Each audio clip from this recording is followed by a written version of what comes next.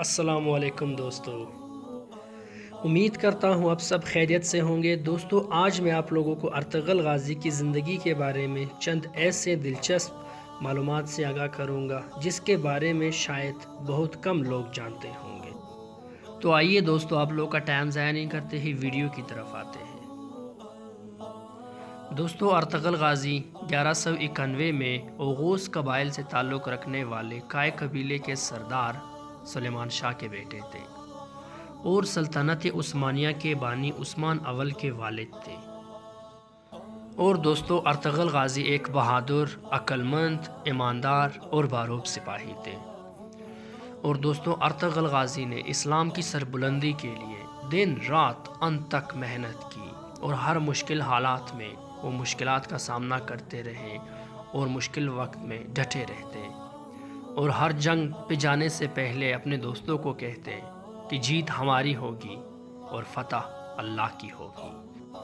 اور دوستو، ارطغرل اور اس کا قبیلہ وہ پسماندہ قبیلہ تھا جس کے لیے رہنے کے لیے کوئی زمین نہیں تھی، لیکن ارطغرل نے اسلام کا نام روشن کیا اور اپنے ادوار میں عیسائیوں، منگولوں اور یہودیوں سے لڑے اور اسے شکست دی اور اسلام کا نام روشن کرنے کے لیے زندگی کے آخری سانس تک لڑتے رہے۔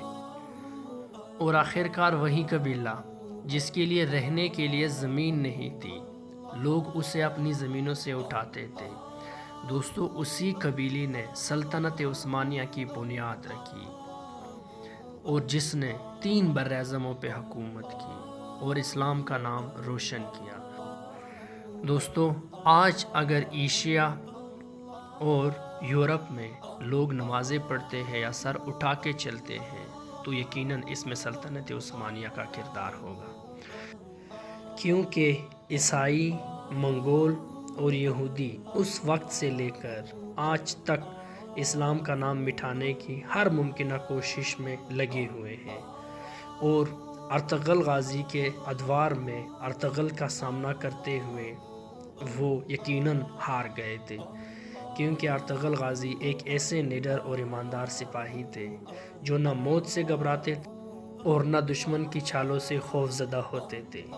یقیناً مسلمانوں کو ارطغرل جیسے بہادر سپاہیوں پر اور اسلام کے پیروکاروں پہ فخر کرنا چاہیے، جس نے اسلام کا نام روشن کیا اور اسلام کو ضرر اور نقصان پہنچانے والے ہر اس ہاتھ اور ہر اس گردن کو کاٹ ڈالا جو دین اسلام کی راہ میں مسلمانوں کے لیے رکاوٹیں پیدا کرتے تھے۔ دوستو، تو یہ تھی ہمارے عظیم لیڈر ارطغرل غازی کی کہانی۔ دوستو، ارطغرل غازی 1280 اور 90 کے قریب اس فانی دنیا سے چلے گئے۔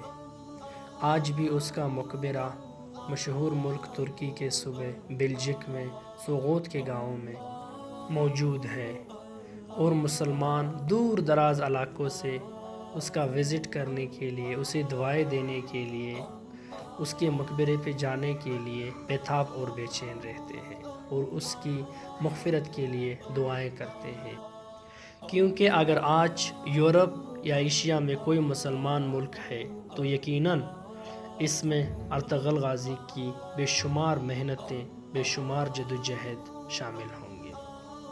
دوستو، یہ تھی ہماری آج کی ویڈیو۔ اگر آپ لوگوں کو ذرا بھی پسند آئی ہے تو ویڈیو کو لائک کر دیجئے اور اپنے دوستوں کے ساتھ شیئر کیجئے، چینل کو سبسکرائب کیجئے اور بیل آئیکن پہ کلک کیجئے تاکہ نئے آنے والی ویڈیو کی نوٹیفیکیشن آپ کو آسانی سے ملتی رہے۔ تو تب تک اجازت دیجئے، زبیر احمد کو ملتے ہیں اگلی ویڈیو میں۔ اپنا بہت خیال رکھیے گا۔ اللہ حافظ۔